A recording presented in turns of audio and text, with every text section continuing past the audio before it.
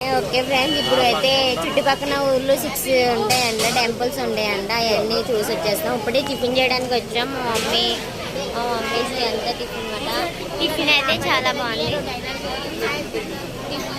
Tiffin అయితే చాలా బాగుంది. ఇక్కడ ఎవరైనా వస్తే ఇక్కడే తినండి.